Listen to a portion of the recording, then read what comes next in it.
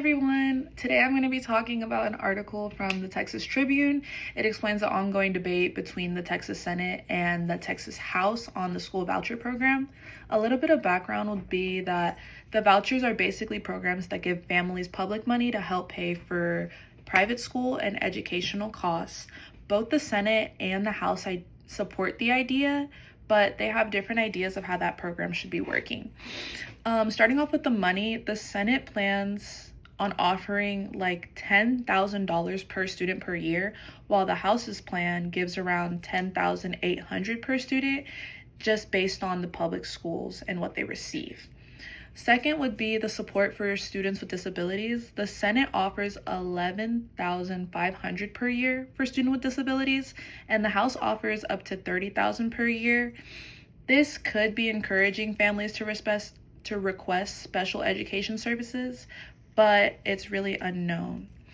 And then as for who gets first dibs, the Senate gives priority to students with disabilities and families making under $150,000 a year, while the House uses more of a tier system. So it would be students with disabilities from lower income families, students and families making under $62,000 a year, families making between $62,000 a year and $150,000 a year, and then finally families that earn over $150,000 a year.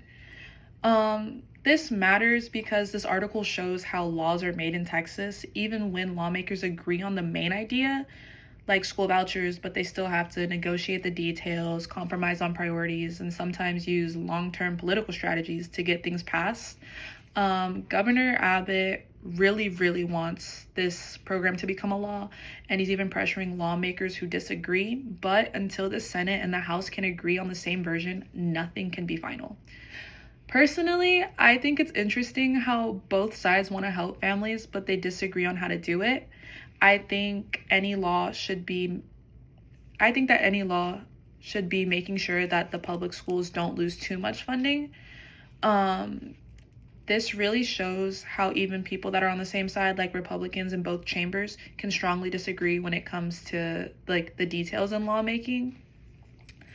So honestly, it's very interesting to me. And then I guess something that I'm truly interested in would be if others think that public money should go more towards private schools, and if so, how should we decide who gets it first, while private schools are already getting a bunch of funding because parents have to pay for their students to attend. But that is all. Thank you so much for listening. This debate is a great example of how real lawmaking works, with different voices, interests, and a lot of back and forth before anything becomes official. And I think that that's something that a lot of us don't see because we only see new laws coming out back to back, but we don't genuinely get to witness the process that's going on in the background. Thank you so much.